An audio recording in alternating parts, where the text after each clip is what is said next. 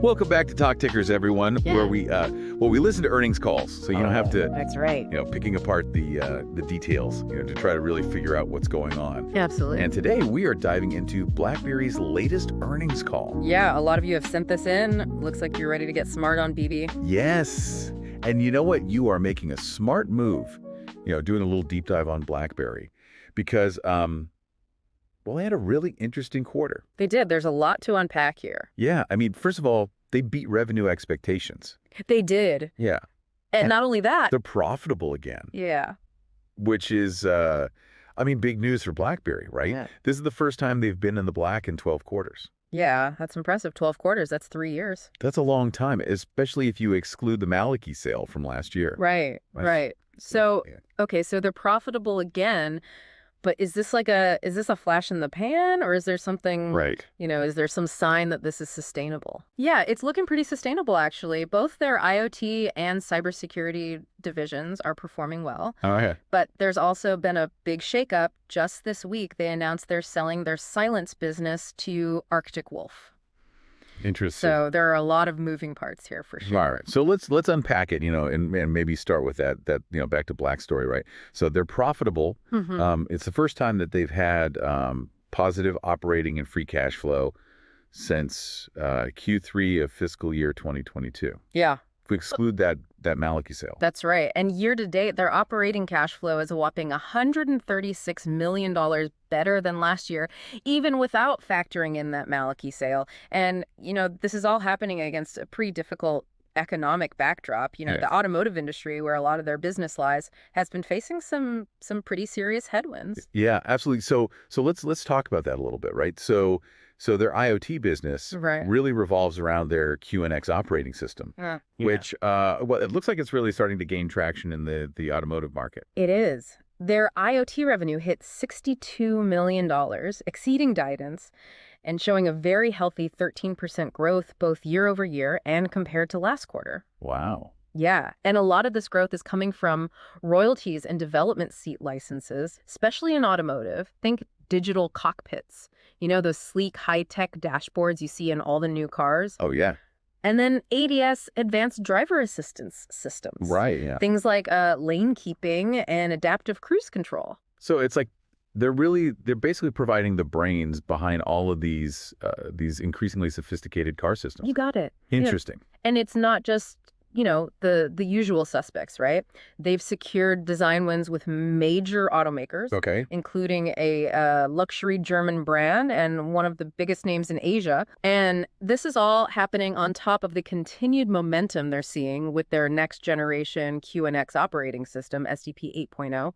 They've got major partnerships with that, including a big win in the industrial automation sector. Oh, wow. So it's not just cars.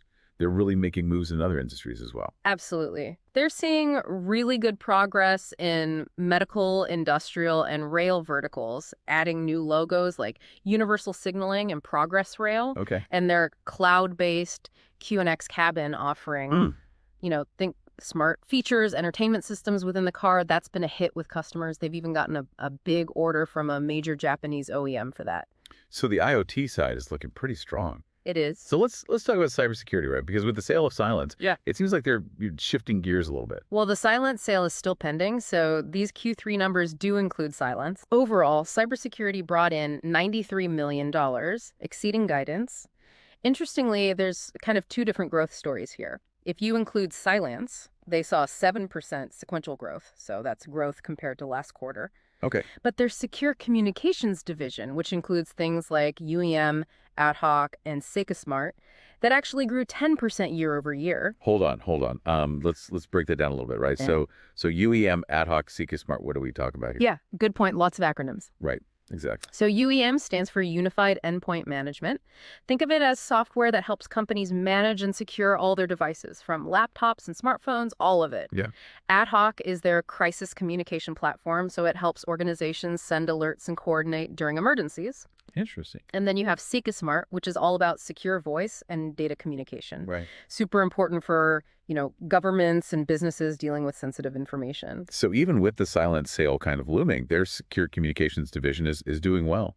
Absolutely. UEM is doing particularly well, Yeah. showing both sequential and year-over-year growth. Okay. And they've had some big wins in government and financial services, Wow. talking renewals and expansions with some of the world's leading banks, including a major German bank called KfW. Okay. And AtHawk is a big player in the U.S. federal government. They just landed a massive renewal and expansion deal with the Department of Homeland Security. Interesting. And they've also secured wins with the Department of Justice. Okay, so it sounds like they've really found a niche, in that government and security space. They have, and it's not just in the U.S. Secusmart has a really strong hold in the German market, where they work closely with a lot of government agencies. Right. They're seeing strong renewals there, building on existing relationships. So lots of positive news, kind of so far. But let's talk numbers a little bit. Like what are some of the key metrics that we should be paying attention to here? Yeah, well, annual recurring revenue, or ARR, is always a key indicator for software and services companies. Remember, they are selling Cylance. So for the entire cybersecurity division, including Cylance, ARR held steady at $281 million with a slight bump from the previous quarter. Okay. But if you just isolate the secure communications division, their ARR is up 8% year over year, reaching $215 million. That's impressive. Yeah, it's a good sign that they're not just relying on one-time sales. They're really building a solid base of recurring revenue. Right, exactly. And then their dollar-based net retention rate, or DBNRR, that's another important one to watch, Okay. basically tells you how well they're keeping and growing their existing customer base. Right, so are customers sticking around? Are they spending more? Exactly. Oh, So yeah. for cybersecurity as a whole, it improved to 90%, up 2 percentage points from the previous quarter, and a whopping 8 percentage points from last year. Wow. And then the secure communications division is doing even better, boasting a DBNRR of 95%. So yeah, this is a very strong indicator of customer satisfaction and their ability to not just retain customers, but also upsell and cross-sell their different solutions. All right, so lots of good stuff, that we've talked about so far. Yep. Before we jump into, the outlook and that Cylance sale. Right. Anything else we should know about the Q3 performance? Well, because of that pending Cylance sale, their guidance for Q4 2025 is focusing mainly on the secure communications division. Okay. They're expecting revenue between $62 million and $66 million, with EBITDA projected to land somewhere between $4 million and $6 million. Okay. And if we zoom out a bit, they're also saying that Blackberry, excluding Cylance, should generate between $60 million and $70 million of EBITDA for the full fiscal year, Gotcha. which again, very clear signal of their growing profitability. Okay. All right. So let's talk about that Cylance sale, right? What's the latest there and what does it mean for BlackBerry's future? Well, the sale to Arctic Wolf is expected to close soon. And while the exact price tag hasn't been revealed yet, it's definitely going to be a substantial boost to their balance sheet. Yeah. And this move is likely to really accelerate their profitability and cash flow generation even further. And what about those tax losses? Didn't they mention something about that? Yeah, that's a very interesting detail. Right. So they're actually holding on to the tax losses associated with Cylance, which are estimated to be in the hundreds of millions of dollars. Wow. Okay. So this is going to provide a very significant shield for future profits, Right. especially in their U.S. operations. That's interesting. It's a savvy move. It will benefit them for years to come. So it sounds like BlackBerry's really, undergoing some significant transformations here, right? They're not just clinging to their legacy. They're actively reshaping their business for the future. But what does that future look like? Where are they placing their bets? Well, they've dropped some hints, right? They're planning to invest heavily in organic growth, particularly within their IoT division. And they're also open to small strategic acquisitions in the IoT space. So those moves could help them scale up their operations and expand their capabilities even further. So they're really kind of, doubling down on that connected device future. Yeah. Interesting. Yeah. And what about their stock? Any plans for buybacks or anything like that? They've mentioned that stock buybacks are definitely on the table, Okay. but they're being cautious, taking a wait and see approach, keeping an eye on stock price performance before they make any moves. Okay. So BlackBerry, clearly a company in motion. Yeah. Lots of changes, lots of potential. Lots of potential. But before we get too carried away with all this positive news, let's have some fun, and throw around some wild but plausible trade ideas in our "This is not financial advice" segment. Ready to get a little speculative? Absolutely. Let's hear those wild ideas. Okay, so I've got a really wild one for you. Imagine this Blackberry partners with a major gaming company. Okay, now you got my attention. Blackberry and gaming. That sounds like an odd pairing. Yeah, well, hear me out. They integrate their ultra-secure QNX platform into a next-level gaming console. Whoa, hold on. What would that even look like? Okay, so picture this. A gaming console that's virtually impenetrable to hackers boasting lightning-fast performance and even packing a built-in VPN for the ultimate online gaming experience. I see where you're going with this. Gamers are obsessed with security and speed, and those are BlackBerry strengths. Exactly. This could be a match made in heaven. Leveraging QNX's real-time capabilities and ironclad security in the gaming world, I mean, that could be a real game changer. Yeah, no, I like it. It's unconventional, but definitely plausible, given BlackBerry's focus on embedded systems and security. Disclaimer, of course, this is purely hypothetical and not financial advice. Of course. Just a fun little speculation. But it is interesting to think about the possibilities. Absolutely. All right, so let's step back from the hypothetical for a second and maybe dive a little bit deeper into, what's making BlackBerry pick, right? Yeah. So we've talked about their comeback story. We've talked about their performance in IoT and cybersecurity and that interesting Cylance sale. Yeah. But what's really the fuel behind their growth, especially in this very competitive landscape? Well, you kind of hit the nail on the head earlier when you mentioned their QNX operating system. Right. This thing is a real powerhouse in the world of embedded systems, and it's a big reason why they're seeing so much success in that IoT space. Yeah, and we touched on it a little bit earlier, but maybe for those who aren't familiar, can you just break down like what makes QNX so special? Sure. So think of QNX as like the behind-the-scenes brains of a lot of the devices we use every day. It's not a flashy consumer-facing operating system like Windows or iOS. It's designed to be embedded in devices, controlling everything from, car infotainment systems to industrial robots. So it's all about reliability, efficiency, and just kind of doing his job without any fuss. Exactly. And that's why it's so appealing in industries where, safety and precision are really important, like automotive, aerospace, and medical devices. Yeah, no, absolutely. And we talked about those big wins they've had in the automotive sector.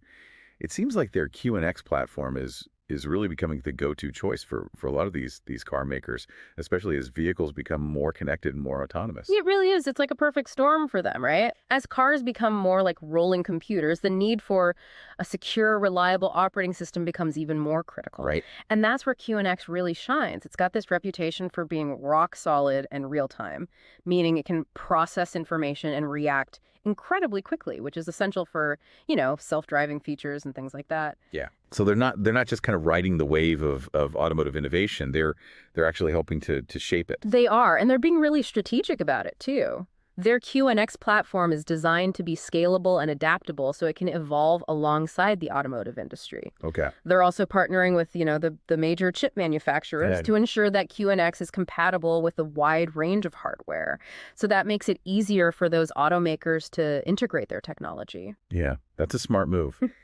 Working with industry leaders, helps them stay ahead of the curve and cater to the specific needs of their customers. It's all about collaboration and making sure they're not just developing in a vacuum. Right. They're not just a software provider. They're becoming a trusted partner in all of these different industries. And it's not just cars, right? I mean, we talked about their progress in industrial automation, medical devices, even rail systems. Mm-hmm. It seems like they're really casting a wide net. They are. And that's a smart diversification strategy. It reduces their reliance on any single market. Right. And it opens up all these new avenues for growth. The industrial Internet of Things, or IoT as it's called, that's a massive market with huge potential. Yeah. Think of factories where all the machines are connected and communicating with each other. Right. Optimizing production, efficiency. That's where QNX can really shine. So it's like their proven track record in these safety critical systems really gives them an edge, in these markets. Absolutely. They're not just about connecting devices, they're about connecting devices securely and reliably, and that's a huge differentiator. Okay, so we've covered a lot of ground on their IoT business. Yeah. But let's not forget about cybersecurity, right? specifically their secure communications division, which seems to be a pretty steady performer for them. Right. While IoT might be, the flashier growth story, their cybersecurity business is a reliable contributor to their overall success. And with the sale of Cylance, are they pulling back from cybersecurity at all, or are they still committed to this market? They're definitely still committed, but they're being, strategic about it. Their focus on government and enterprise customers is really paying off. Their UEM platform, remember, that's unified endpoint management, that's particularly well suited for organizations with large and complex IT environments. Yeah, it's all about securing and managing devices in today's world, right? Where everyone's working from everywhere on all sorts of different devices. Exactly. And then their ad hoc and Secus Smart products, those address that growing need for secure communication and collaboration tools, especially in sectors like, government and finance, where security is absolutely paramount. Yeah, absolutely. Yeah. We talked about those big wins with U.S. government agencies and their strong DBNRR for secure communications suggests that they're doing something right. Right. That recurring revenue stream, that provides a stable foundation for their business. Yeah. And allows them to continue investing in growth. So it seems like they've really struck a good balance. IoT is the high growth engine. Cybersecurity provides, that stability and that recurring revenue. But let's be realistic. They're not operating in a vacuum. What does the competitive landscape look like for them? Well, both the IoT and cybersecurity markets are fiercely competitive. Yeah. In the automotive world, they're going head to head with other embedded systems providers like Green Hill Software and Wind River, as well as tech giants like Google and Apple, who are all trying to carve out their own space in that connected car market. So even with QNX's strong reputation, they can't afford to just kind of rest on their laurels. Exactly. Yeah. They need to keep innovating, keep adapting, and just make sure that their solutions are competitive in terms of features, functionality, and cost. Right. It's a constant race. Absolutely. And what about cybersecurity? Who are they battling it out with in that arena? Oh, the cybersecurity landscape is incredibly crowded. They're up against giants like Microsoft and Cisco, as well as, a whole slew of smaller, more specialized vendors. Right. Their UEM platform is competing with the likes of VMware and Mobile Iron, while AHOC and Psychosmart are, going toe-to-toe with companies like Everbridge and Silent Circle. So how do they stand out, in such a crowded market? They need to leverage their brand recognition, first of all, and their long-standing expertise in security. Customers trust that Blackberry name, when it comes to keeping things safe. Yeah. But they also need to make sure that their solutions integrate smoothly with other security tools and platforms. These days, customers are looking for comprehensive cybersecurity solutions. Yeah. Not just, a patchwork of individual products. And do you think that Cylance sale is part of that strategy? Focusing on their core strengths, kind of streamlining their cybersecurity offerings? It could be. By concentrating on that secure communications division, they can really leverage those existing customer relationships and their expertise to drive growth in areas where they have a clear advantage. It'll be interesting to see how this strategic shift kind of plays out and how they position themselves against the competition. Yeah. But one thing's for sure, BlackBerry is facing some exciting challenges and some exciting opportunities. Absolutely. They're operating in high growth markets with a solid product portfolio and a brand that still carries a lot of weight. Yeah. But the competition is fierce, and they need to execute effectively to maintain that momentum. It all comes down to focus, innovation, and just adapting to the ever-changing needs of their customers.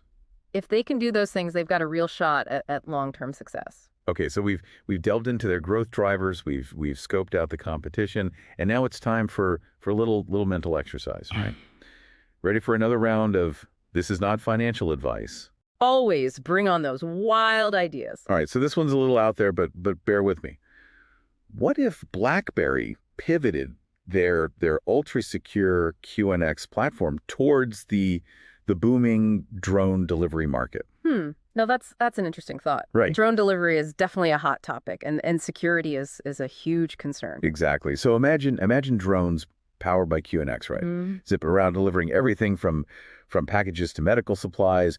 QNX's real-time capabilities would be ideal for managing all those complex tasks involved in drone navigation and delivery. Yeah. And their focus on security would address all those concerns about, data breaches and hacking and things like that. It's a compelling argument. QNX's reputation for reliability and robustness. I mean, that would be a huge asset in the drone delivery space. Yeah. And the market potential is enormous. Disclaimer, of course. This is just us, kind of spitballing, not financial advice. Of course. Just a fun thought experiment. But hey, stranger things have happened in the tech world, right? All right, so that wraps up our deep dive into BlackBerry's, growth drivers and the competitive landscape they're navigating. Coming up next, we'll take a closer look at their financials and what it all means for their future. Stay tuned for part 3. Welcome back to Talk Tickers. We've spent the last 2 segments really kind of dissecting BlackBerry's Q3 performance. Their strategic moves, the competitive landscape they're facing. Right. But now it's time to talk numbers, right? Let's dive into those financials and see what they tell us about BlackBerry's future. All right, let's crunch some numbers. So as you know, BlackBerry's been on this journey of transformation, right? Yeah. Shifting away from their hardware roots and going all in on software and services. And guess what? It's starting to pay off big time. Yeah, we saw that in their Q3 results, right? Profitability, positive cash flow. I mean, these are milestones that they haven't hit in a long time. Yeah. Exactly. And this isn't just a fluke. It's a sign that their strategic pivot is gaining real traction. Right. They're exceeding revenue expectations driven by that strong performance in both IoT and cybersecurity. And they're projecting continued profitability for the rest of the fiscal year. And let's not forget about that Cylance sale, right? Yeah. That's going to free up resources and give them even more financial flexibility to invest in those growth areas. Absolutely. The Cylance deal is a game changer for them. It allows them to streamline their operations, focus on those core strengths, and bolster their balance sheet. Right. They'll be in a prime position to pursue, strategic acquisitions, ramp up their R&D efforts, and potentially even reward their shareholders with buybacks or dividends. Okay, so lots of positive signs here. Yeah. But let's get into the specifics a little bit. What are some of the key financial metrics that really jumped out at you? Well, their gross margin is a good place to start. It's jumped to 74%, which is a very clear indication that their shift towards those higher margin software and services, that's working. Right. They're squeezing more profit out of each dollar of revenue. Yeah, that's a healthy margin, especially in the tech world, right? Right. Where competition can be so brutal. It is. And they're also managing to keep their operating expenses in check. All right. Which shows that they're being disciplined about, cost management, even as they invest in all these new growth initiatives. Right. It's a balancing act that a lot of companies struggle with. Yeah, absolutely. And once that Cylance sale closes, their balance sheet is going to look even healthier, right? Give them even more options to fuel their growth. Precisely. They'll have more dry powder to pursue acquisitions, invest in new technologies, or even buy back their own stock. Right. If they feel like it's undervalued, that kind of financial flexibility gives them a significant advantage. Speaking of their stock, it's been on an upward trajectory lately. It seems like investors are buying into their turnaround story. Yeah, they are. But here's the interesting thing. Their current market capitalization is still relatively small compared to some of the bigger players in the software and services world. Okay. So that suggests there might be some upside potential for investors who really believe in their long-term growth prospects. So BlackBerry, might be a little bit of a hidden gem here, a little bit undervalued by the market. Potentially. Of course, as always, any investment decision should be based on thorough research. Right. And a careful assessment of your own risk tolerance. Yeah. We're just highlighting some interesting points to consider. Right. This is not financial advice. Yeah. Do your own homework. Talk to your financial advisor. Absolutely. Before making any investment decisions. Yeah, but it's clear that BlackBerry is a company worth watching. Right. They've made some bold moves, and they're starting to reap the rewards. Their financial performance is solid. Their strategic direction is clear, and they're operating in markets with enormous growth potential. Yeah, that's a great note to end on. So thanks for joining us on Talk Tickers for this deep dive into BlackBerry. We hope you found it informative and insightful. My pleasure. As always, remember to do your own research, consult with a financial advisor before making any investment decisions. Until next time, happy investing.